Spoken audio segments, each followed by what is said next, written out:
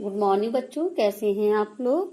बच्चों आज हम जो है आपको चैप्टर बच्चे काम पर जा रहे हैं पढ़ाएंगे, इसका एक्सप्लेनेशन करेंगे। इसके जो कवि हैं वो हैं राजेश जोशी जी। इसमें जो तो हम पाठ शुरू करते हैं बच्चों। इसमें पहले हम पाठ का परिचय प्राप्त करते हैं कि पाठ में क्या कहा गया है।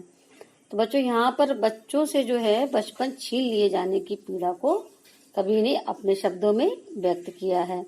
उसने जो है उस सामाजिक आर्थिक विडंबना की ओर इशारा किया है जिसमें कुछ बच्चे खेल, शिक्षा और जीवन की उमंग से वंचित हैं। तो यहाँ पे कविता में जो है बच्चों काम पर जा रहे हैं, ये आपको इसका शीर्षक बता रहा है कि बच्चे कहाँ स्कूल नहीं जा रहे हैं, कहाँ जा रहे हैं, काम पर जा रहे हैं। रोजी रोटी कमाने के लिए घर से निकले हैं सुबह सुबह। तो बच्चों यहाँ पर जो है कवि ने अपने बहुत ही सरल शब्दों में इस कविता का वर्णन किया है। हम तो पाठ को शुरू करते हैं कि कोहरे से ढकी सड़क पर बच्चे काम पर जा रहे हैं, सुबह सुबह बच्चे काम पर जा रहे हैं। हमारे समय की सबसे भयानक पंक्ति है ये। भयानक है इसे विवरण की तरह लिखा जाना चाहिए इसे सवाल की तरह। काम पर क्यों जा रहे हैं बच्चे। तो बच्चों यहाँ पर बहुत ही सरल शब्दों में कवि ने अपने मन की बात को रखा है। एक समस्या को यहाँ प्रस्तुत किया गया है और कह रहे हैं कि अत्यधिक सर्दी में जब सड़क पर कोहरा छाया हुआ है उस समय बच्चे जो है काम पर जा रहे हैं, मजदूरी करने के लिए, रोजी रोटी कमाने के लिए घर से निकले हैं। तो ऐसा करने को विवश हैं, मजबूर हैं वो। और आगे कहते हैं कि ये कैसी विसंगति है, ये कैसी विडंबना है कि जिस उम्र में बच्चों को स्कूल जाना चाहिए, खेलना कूदना चाहिए, उनका जीवन जो उमंग से भरा होना चाहिए, तो वे एक ऐसी जिम्मेदारी निभा रहे हैं घर को चलाने के लिए उनके काम के लिए जो है वो जो उनके काम का जो करने के लिए उन्हें मजबूर किया जा रहा है और बच्चों को काम पर जाना पड़ रहा है। कवि के अंदर तक ये बात जो है उनको व्यथित कर रही है। ये बात जो है उनको अंदर से बहुत दुखी कर रही है कि वे कहते हैं कि ये सबसे भयानक पंक्ति है और उससे भी ज्यादा भयानक ये है कि उसे विवरण की तरह लिखा जाना। और कहते हैं कि ये प्रश्न हमें समाज से के ठेकेदारों से करना चाहिए, उनसे पूछना चाहिए, हमारे शासक वर्ग से पूछना चाहिए कि जो है आखिर समाज में ऐसी परिस्थितियां क्यों हैं कि समाज में बच्चों से उनका बचपन छीना जा रहा है, उन्हें काम पर लगा दिया जा रहा है, जिस उम्र में उन्हें खेलना कूदना चाहिए, पढ़ना लिखना चाहिए। तो इस काव्यांश में जो है यही कवि कहता है कि बच्चे अगर काम पर जा रहे हैं तो ये जिम्मेदारी शासन व्यवस्था की भी है कि वे उन कारणों का जो है निवारण करे जिनके कारण बच्चों का जो है बचपन उनसे छीना जा रहा है। आगे देखिए बच्चों, क्या अंतरिक्ष में गिर गई हैं सारी गेंदें, क्या दीमकों ने खा लिया है सारी रंग बिरंगी किताबों को, क्या काले पहाड़ के नीचे दब गए हैं सारे खिलौने, क्या किसी भूकंप में ढह गई है सारे मदरसों की इमारतें, क्या सारे मैदान, सारे बगीचे और घरों के आंगन खत्म हो गए हैं एकाएक।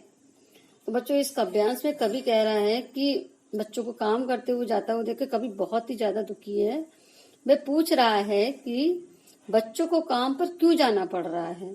उनकी सारी गेंदें कहीं जो अंतरिक्ष में गिर गई हैं जो मिल नहीं रही हैं, या उनकी रंग बिरंगी किताबों को दीमकों ने खा लिया है, नष्ट हो गई हैं, या उनके सारे खिलौने किसी पहाड़ के नीचे दब गए हैं जो उन्हें मिल नहीं रहे हैं और उन्हें काम पर जाना पड़ रहा है। स्कूल जो है किसी भूकंप में नष्ट हो गए हैं। स्कूल के जो भवन जो है क्या किसी भूकंप में नष्ट हो गए हैं। और आगे फिर वे प्रश्न करते हैं कि क्या सारे मैदान जहाँ बच्चे खुलकर खेल सके, क्या सारे बगीचे जहाँ पे अपने वे जिज्ञासाओं को शांत कर सकें, तरह तरह के पेड़ पौधों को देखें, अपना मन बहलाएं, वहां पर खेले कूदें, क्या वे खत्म हो गए हैं। घरों के जो खुले आंगन हैं जिसमें बच्चे खुले आंगन की जो जगह होती है जहाँ पे बच्चे खेलते कूदते हैं, ऐसी जगह सब खत्म हो गई है जो इन बच्चों को काम पर जाना पड़ रहा है। ऐसा क्या हो गया है, वे कारण जानना चाहते हैं और इस बाल मजदूरी की व्यवस्था पर अपना आक्रोश जताते हुए वे प्रश्न कर रहे हैं कि जिस उम्र में उन्हें काम पर जाना चाहिए, उस उम्र पे वे काम पर जिस उम्र में उन्हें काम पर नहीं जाना चाहिए और वे काम पर क्यों जा रहे हैं। वे चाहते हैं कि वे खेले कूदें, उनके हाथों में खिलौने, रंगीन पुस्तकें, गेंदें और खेलने के लिए खुले मैदान होने चाहिए, घर का आंगन होना चाहिए। परंतु आज बच्चों का शोषण किया जा रहा है, उनसे उनसे बाल मजदूरी की कराई जा रही है। आगे अगले काव्यांश में कवि कह रहा है कि तो फिर क्या बचा ही क्या है इस दुनिया में। कितना भयानक होता अगर ऐसा होता। भयानक है, लेकिन इससे भी ज्यादा यह है कि सारी चीजें हर्षमूल पर दुनिया की हजारों सड़कों से गुजरते हुए बच्चे, बहुत छोटे छोटे बच्चे काम पर जा रहे हैं। तो यहाँ पर बच्चों कवि ने जो है इस काव्यांश में कहा है, इस पंक्तियों में कहा है कि यहाँ पे कहना चाह रहा है कि अगर बच्चों की किताबें नष्ट हो गई हैं, खेल कूद के मैदान भी नहीं बचे हैं, पाठशाला भूकंप में नष्ट हो गई हैं, तो फिर बचा ही क्या। और अगर बचा ही नहीं है तो ये बहुत भयानक स्थिति है, बहुत ही भय उत्पन्न करने वाली स्थिति है। लेकिन उससे भी अधिक भय उत्पन्न करने वाली बात यह है कि डराने वाली बात यह है कि कुछ बदला नहीं है, सब कुछ वही है। यानी किताबें भी वही हैं, खेल के मैदान भी वही हैं, कुछ भी नष्ट नहीं हुआ है। और इन सब के बाद भी इन बच्चों से क्या है, बचपन छीन लिया गया है। इन बच्चों को किताबें नहीं मिल पाई हैं, इन बच्चों से किताबें छीन ली गई हैं। इन बच्चों को खेलने के साधन नहीं प्राप्त हुए हैं, यानी उन्हें खेलने के साधन नहीं दिए गए हैं, इन्हें खेलने का मौका ही नहीं मिला। और दुनिया के हजारों बच्चे सड़कों पर क्या काम करने के लिए जा रहे हैं। ये सही नहीं है, क्योंकि बच्चे देश का भविष्य होते हैं। तो अगर उनका बचपन ऐसा बीतेगा तो देश का भविष्य कैसा होगा।